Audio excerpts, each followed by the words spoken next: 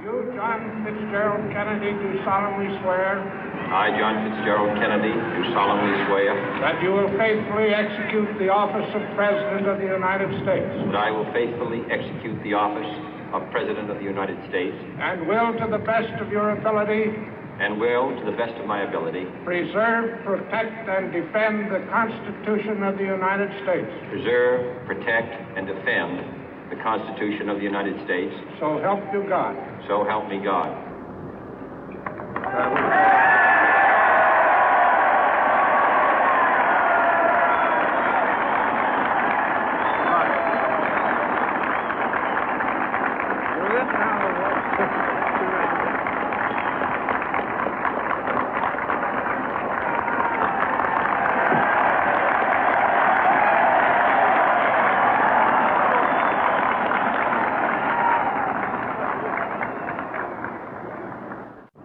Vice President Johnson, Mr. Speaker, Mr. Chief Justice, President Eisenhower, Vice President Nixon, President Truman, Reverend clergy, fellow citizens. We observe today not a victory of party, but a celebration of freedom, symbolizing an end as well as a beginning, signifying renewal as well as change. For I have sworn before you and Almighty God the same solemn oath our forebears prescribed nearly a century and 3/4 ago. The world is very different now, for man holds in his mortal hands the power to abolish all forms of human poverty and all forms of human life. And yet the same revolutionary beliefs for which our forebears fought are still at issue around the globe. The belief that the rights of man come not from the generosity of the state, but from the hand of God. We dare not forget today that we are the heirs of that first revolution. Let the word go forth from this time and place to friend and foe alike that the torch has been passed to a new generation of Americans born in this century, tempered by war, disciplined by a hard and bitter peace, proud of our ancient heritage, and unwilling to witness or permit the slow undoing of those human rights to which this nation has always been committed and to which we are committed today at home and around the world.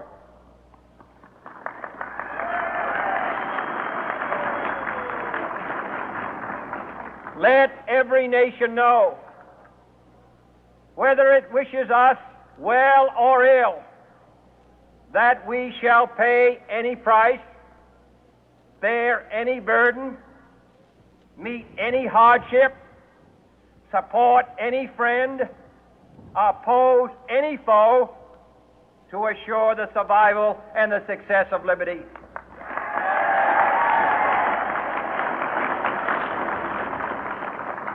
This much we pledge and more. To those old allies whose cultural and spiritual origins we share, we pledge the loyalty of faithful friends. United, there is little we cannot do in a host of cooperative ventures. Divided, there is little we can do, for we dare not meet a powerful challenge at odds and split asunder. To those new states whom we welcome to the ranks of the free, we pledge our word that one form of colonial control shall not have passed away, merely to be replaced by a far more iron tyranny. We shall not always expect to find them supporting our view, but we shall always hope to find them strongly supporting their own freedom, and to remember that in the past, those who foolishly sought power by riding the back of the tiger ended up inside.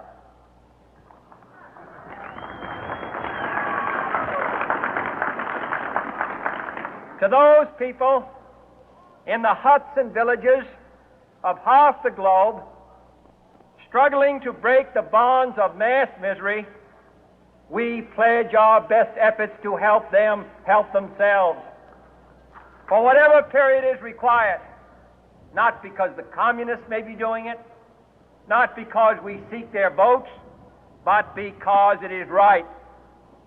If a free society cannot help the many who are poor, it cannot save the few who are rich.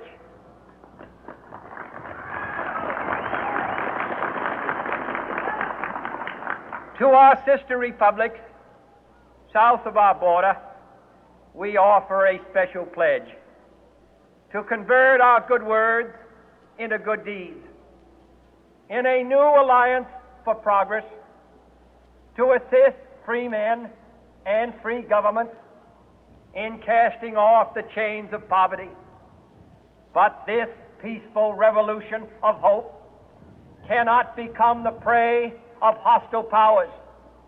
Let all our neighbors know that we shall join with them to oppose aggression or subversion anywhere in the Americas. And let every other power know that this hemisphere intends to remain the master of its own house.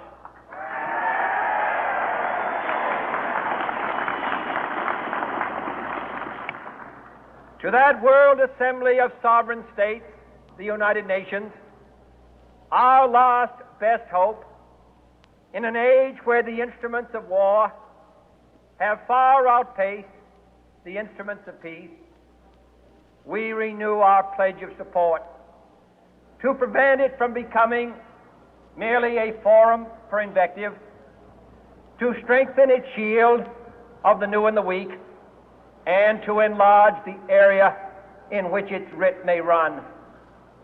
Finally, to those nations who would make themselves our adversary, we offer not a pledge, but a request that both sides begin anew the quest for peace.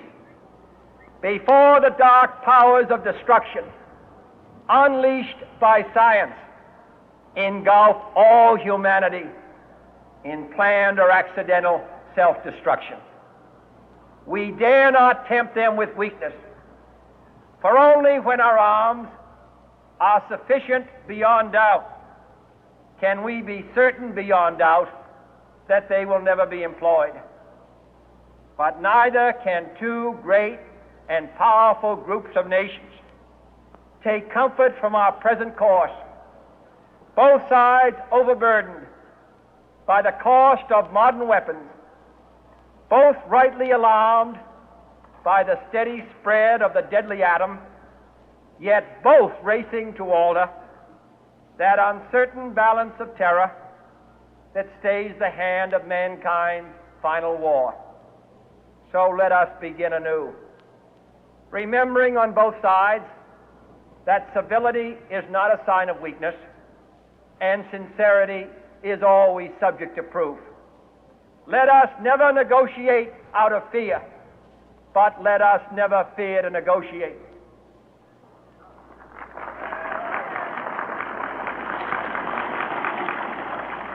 Let both sides explore what problems unite us, instead of belaboring those problems which divide us. Let both sides, for the first time, formulate serious and precise proposals for the inspection and control of arms, and bring the absolute power to destroy other nations under the absolute control of all nations.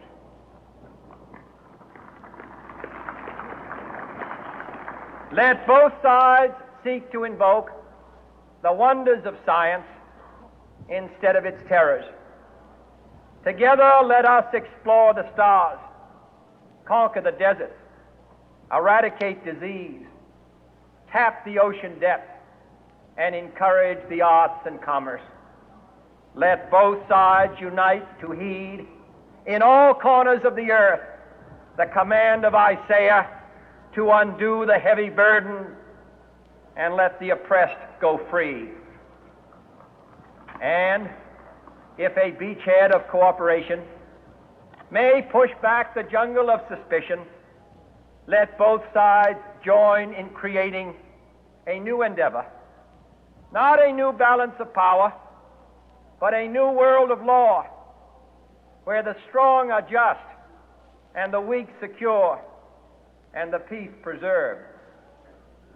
All this will not be finished in the first 100 days, nor will it be finished in the first 1,000 days, nor in the life of this administration, nor even perhaps in our lifetime on this planet.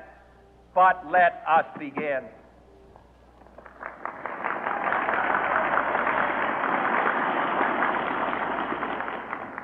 In your hands, my fellow citizens, more than mine, will rest the final success or failure of our course. Since this country was founded, each generation of Americans has been summoned to give testimony to its national loyalty. The graves of young Americans who answered the call to service surround the globe. Now the trumpet summons us again, not as a call to bear arms, though arms we need, not as a call to battle, though in battle we are, but a call to bear the burden of a long twilight struggle, year in and year out, rejoicing in hope, patient in tribulation, a struggle against the common enemies of man, tyranny, poverty, disease, and war itself. Can we forge against these enemies